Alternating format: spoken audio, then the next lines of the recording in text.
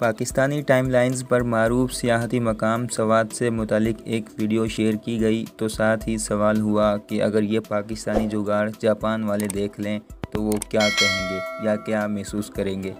Boston university کے school of global studies کے ڈین عادل نجم نے ٹویٹر پر جگاڑ کے کیپشن کے ساتھ ویڈیو شیئر کی، جس میں ایک جاپانی ساختہ گاڑی کیبل کار جیسی مقامی سواری کو منزل تک پہنچانے اور واپس لانے کے لیے استعمال کی جا رہی ہے۔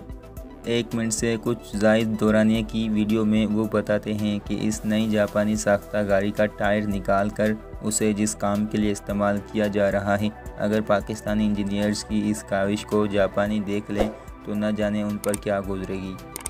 ارد گرد کے مناظر دکھاتے ہوئے ویڈیو میں گاڑی سے لفٹ چلانے والے بختیار خان کی گفتگو بھی سنائی جاتی ہے۔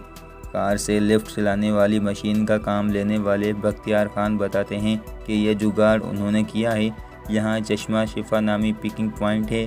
گھومنے کے لیے آنے والوں کو سہولت مہیا کرنے کے لیے یہ انتظام کیا ہے۔